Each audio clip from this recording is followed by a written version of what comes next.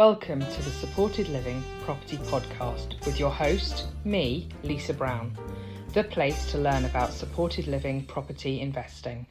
Hi, Toby. It's great to have you here today. How are you? Very well, thank you. Thank you for having me. Yeah, excited to be doing this.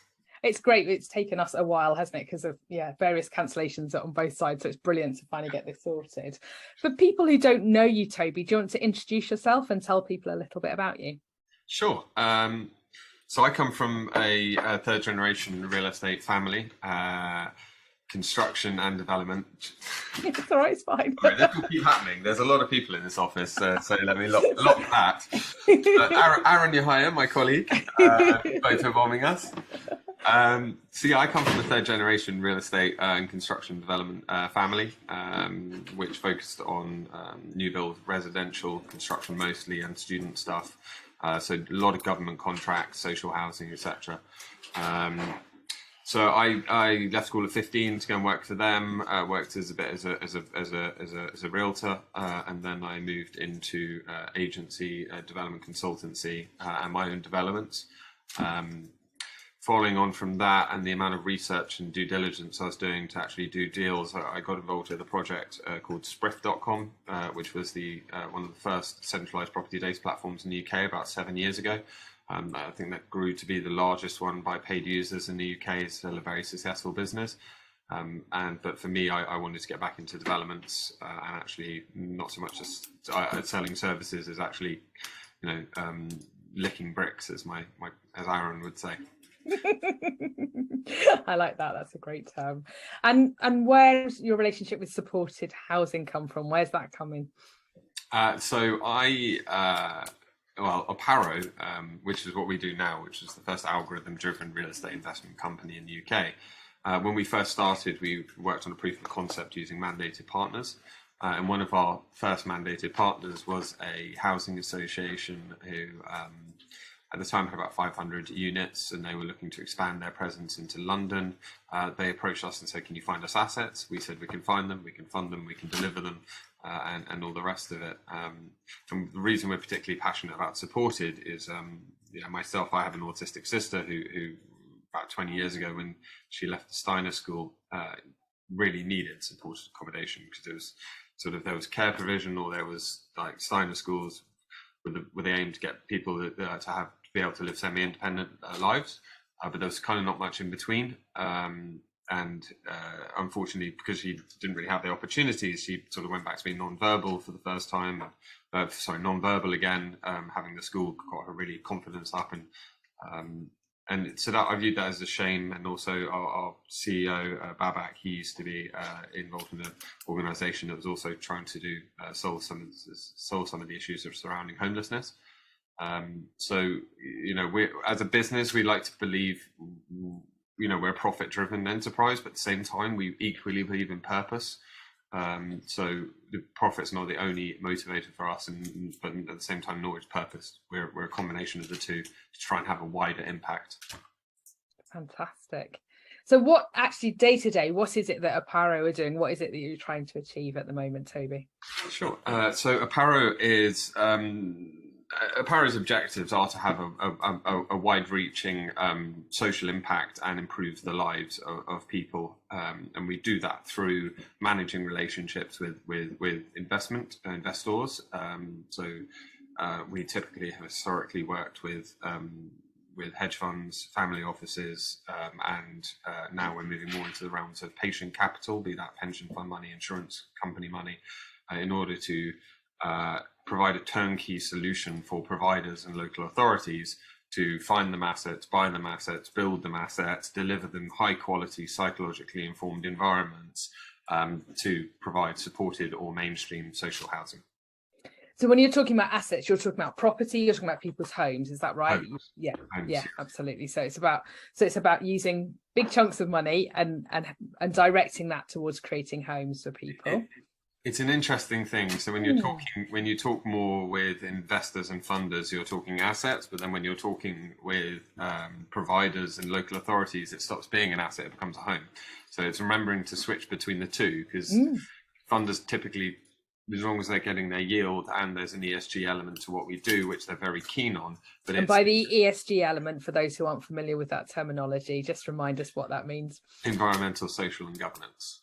Which obviously supported housing fits that really nicely, doesn't it? It does, yeah. It ticks a lot of the boxes because it's sort of through the LHA, it's index linked. Although we cap all our incomes at LHA rates or percentage of the LHA, we don't cap it to inflation. So it has that. It has longevity, so it has long-term guaranteed incomes for pension funds.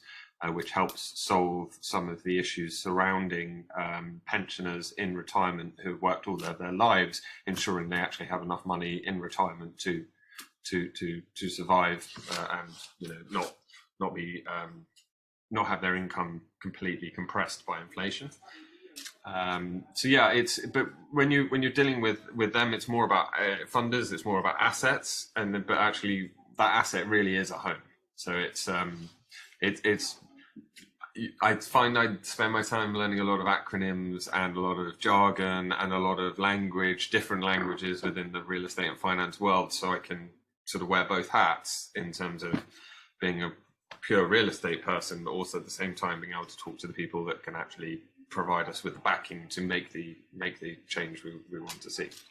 And that's really important, isn't it, to be able to bring in the money from those sources where and direct that to this purpose, which is is very much needed, isn't it? Absolutely, at the moment. So you're bringing that money together and then coordinating with people who need them on the ground and in local authorities and what kind of properties are they that are they properties you develop, or are you purchasing sort of portfolios of properties? Or so it's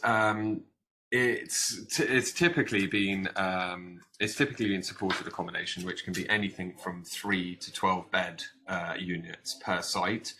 So blocks of flats, basically, when you're talking about the units. Yeah, exactly. So they're typically studio homes for individual people. So yeah, that's historically where we've worked in. So in our sort of proof of concept pilot phase, we delivered 135 social units in central London, or supported units in London, which are all studios or one beds, and they're all. We purchase typically. What we'll do is we'll buy blocks of flats or sort of sui generis HMOs and take them. Refurbish them to a high standard, reconfigure them to, to be, really good quality, to be honest. We wouldn't differentiate anything from what we do in the social or supported space from what we would do as a private investor if we're investing in PRS. We still put in really good quality materials. We have an in-house interior delivery and design team who focus on psychologically informed environments, which is, although being a buzzword at the moment, actually is a little bit more meat on the bones in terms of what that actually encompasses in terms of creating an environment that actually meets the psychological needs of a resident in order to enable them to have a happier and healthier life and move more into long-term education or employment. So what would that look like for somebody what would that mean when you're looking at what that actually means when you're refurbing a property? So well, as I said, so we sort of take them back to brick. We ensure that every unit is en suite or has its own exclusive use facilities. It's down to layout of the rooms, tonality of the rooms, getting the right furniture in place, where there's odd shaped rooms, using innovative design solutions to make the rooms more appealing and also easier to use. But it's also about just encouraging a sort of a basis of clutter-free living, effectively, with the right tonality to be a warm, embracing environment while not cold and institutional-like.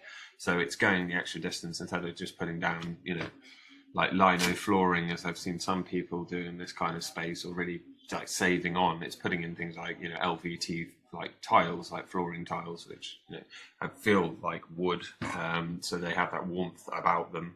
Mm-hmm. And they last longer as well. They come with a 30-year guarantee, so that puts less of a financial burden on the provider.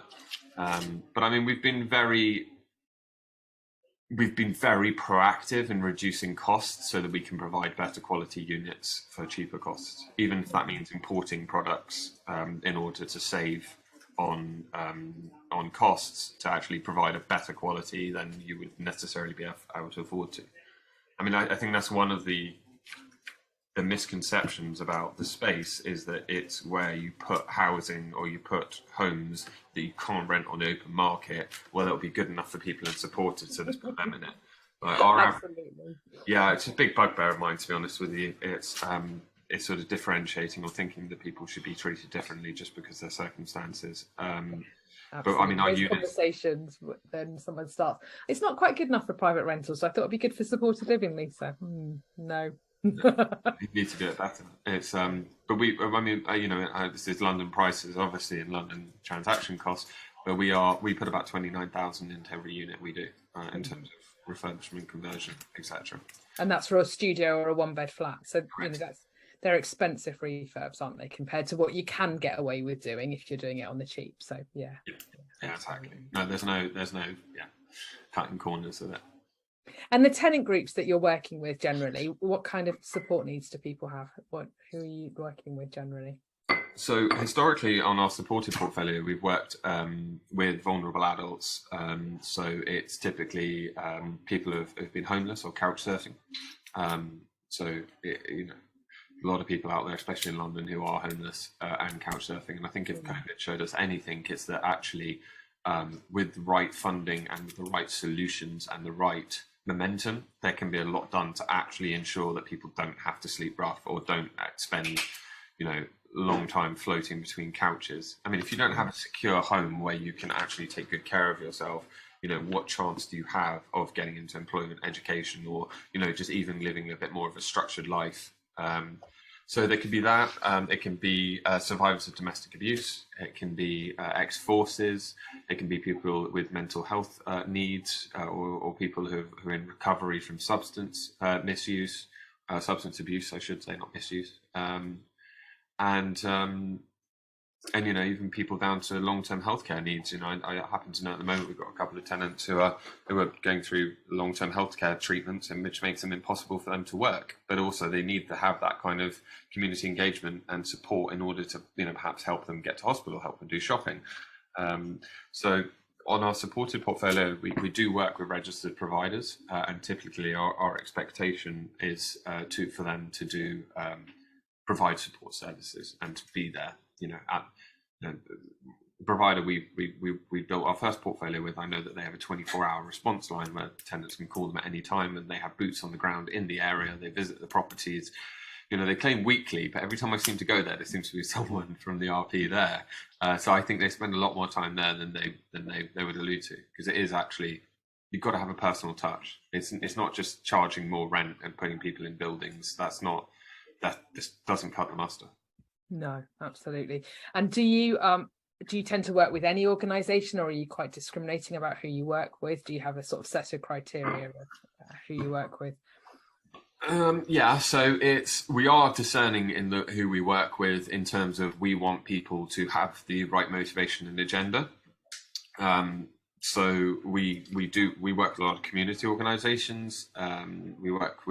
Historically we've worked with one RP principally, but off the back of the success from that, we've been contacted by other RPs and registered providers, i.e. the new name of housing associations, and or a lot of community interest organisations, who we can also, we can effectively provide them the solutions to meet our lease requirements, and also to get, because obviously there's a big issue with funding, and I'm sure you're aware of this, where community organisations typically can't get back all the money because there has to be some form of oversight by the regulated provider in order to get that money back and to ensure that qualities are being matched.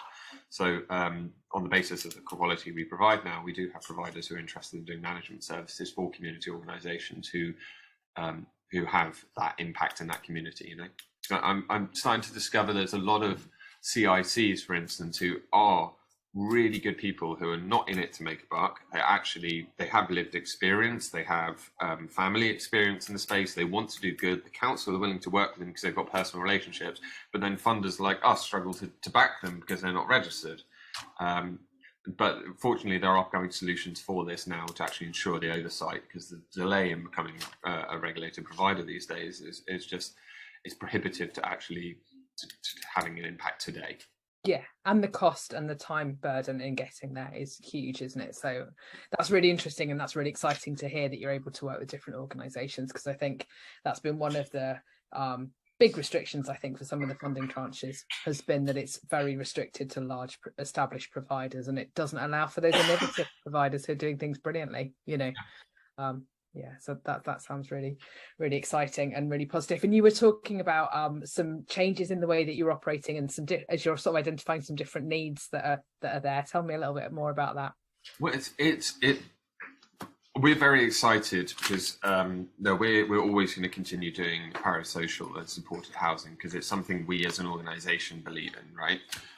And it is hard work. You asked me earlier what our day-to-day is. The day-to-day, it is very time-consuming, ensuring the delivery is done correctly, that the assets are on point, they're being delivered on time. My biggest barriers, to be honest, with that business have always been funding, in terms of slow turnarounds of banks to fund it. There's not many banks who particularly like this space. I think we've been battering down as a collective the people in the space who want to do this for long enough now that actually banks are starting to stand up and listen, which is very exciting. But day to day, it's not fast enough for me, but yeah, I think they're beginning to. Evaluations are the worst. You're just like, I honestly, I find it very frustrating getting honest evaluations in the space from people who aren't just trying to cover their PI policy. You can show them, an offer letter on an asset, or a valuation, from the stock market based on these assets, because there's a few providers or backers who are now listed, etc. So there's comps galore out there backing up what we say they're worth, and we're pretty conservative. And then you still get people like, I'm going to value it on vacant possession. And you're like, well, or I'm going to value it as a residential house. And you're like, no, RICS guidelines say you value it on income. And aside from that, you need to take into a position that the covenant and the strength of the covenant and what that adds to it. But yeah, I find that very frustrating. But anyway, we really love supporting. We're always going to keep on doing it. But there's probably going to be a limit on how many of them we can continue to deliver. I think time has told we can do about 200 units a year without becoming an aggregator. And at the moment, there's only a few providers out there that I've seen that have the quality of stock that we would like to add to our portfolio, as it were. So we are engaged with those people. But it's very much, we have a very elegant solution because we have access to a lot of funding to deliver this. But there's a massive need, aside from supported in what you'd label mainstream social housing, which is typically 2, 3, 4 bedroom houses, apartments. Because a lot of people are out there that are in temporary accommodation and emergency accommodation, and that's not at all emergency or temporary. You'd assume is temporary. Some people, I'm not going to put them on the spot, but I think one council at the moment has had someone in temporary accommodation for 30 years.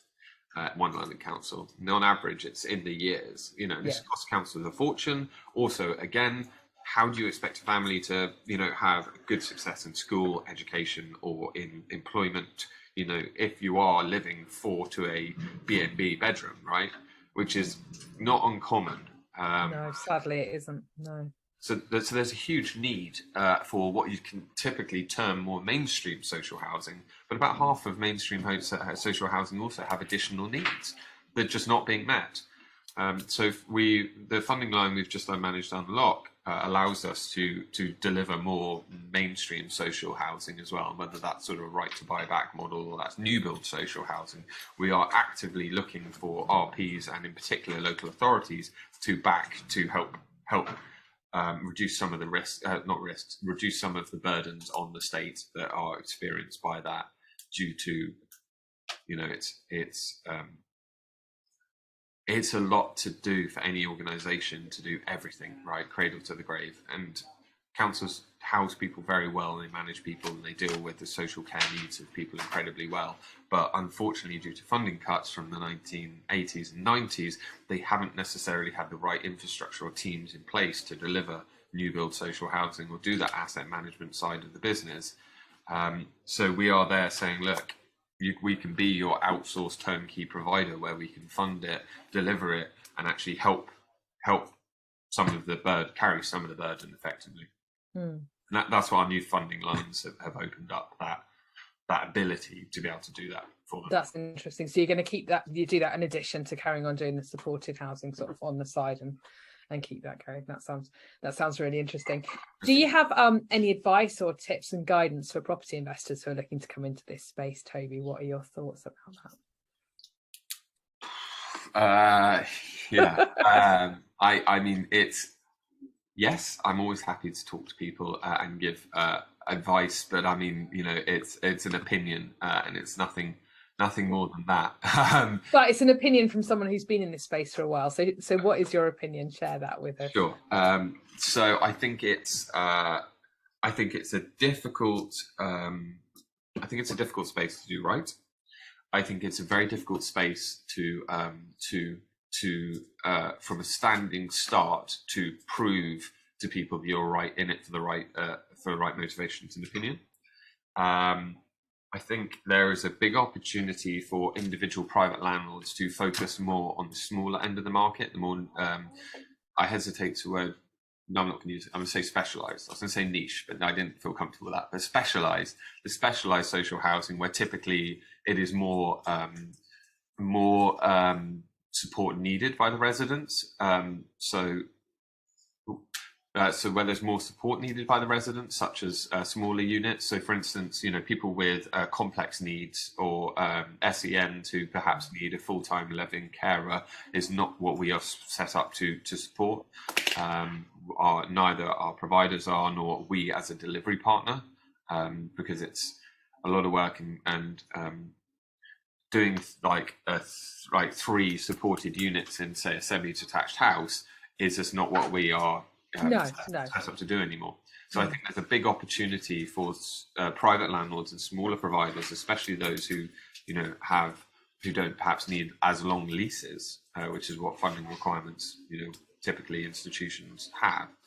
I think there's a fantastic opportunity for individual landlords to get into that space, and that's something I actively would encourage, because it's something we can't do, and I would love personally to see it done. So I think that's a great opportunity. I think you've got to have the right motivations going into it. It's purpose as well as profit. So you need to be fair to your providers. You need to care about your tenants in terms of the quality of product you provide and the homes they live in. And I think it's a hard slog and it takes a lot of resilience, but there is a lot of reward for doing so. But I mean, real estate's just a really tough game now. It's not like it was when I was growing up, and I'm a lot older than I look. I've been doing this 18 years now, real estate anyway, 18 years. And, it's the predators of the SME developers I keep saying they're being numbered because the government keeps pushing towards institutions or companies set up as institutional organizations. It's really the focus is on them and institutions expanding and getting bigger. SME developers and landlords are finding it a real struggle, hence the reason we know that rental prices are going up so drastically, because there's a big exodus from the space. And the waiting list for social housing in particular, it's getting more and more. Like, we sold off 29,000 right to buy houses last year and only built 7,000 new social houses. It's becoming more and more of an acute problem. But at the same time, there's not enough being done, I believe, to encourage the private landlords or smaller landlords out there to stay in the space. And I think that's in part because a lot of landlords are being tarred. The majority are being tarred by the brush of the minority. The Peter Rackman-esque landlords out there, as I call them, I'm sure most people do. The sort of slum landlords have given the whole sector a bad name and as having unintended consequences on the people who can make an impact. It's not enough to rely on institutions or big developers to solve this problem. You need a cottage industry of private landlords, because best will in the world, we want to do as much as we can and have as broad reach as we can, but we are not set up and do not have the resources to do thousands and thousands of small projects. If I did, then I would be unprofitable because the overheads are so high. Yeah. And that's what a lot of people need, particularly with the higher support needs, is a normal house in a normal street. with maybe a few adaptations to keep people safe, or a carer's suite or something that's needed in it. And that's exactly, it's exactly what I bang on about all the time, Toby, is that's what our small landlords and private property investors should, need to be working on, and that's where we can solve that problem that way. But no, thank you. It's been brilliant. Thank you for sharing your advice and experience with us today. It's been really brilliant. I mean, I'd like to caveat, if that's all right. Yeah, so I think I come across a bit of a naysayer when I do podcasts, because I always talk about the days are numbered, and it's not because that's what I want. It's just because it's a harsh reality. It's quite the opposite. I would like to see this become a lot easier for cottage industry. I think it needs that. So because I think I give a bad impression when I say it like that. I say it out of concern, not actually because I want it.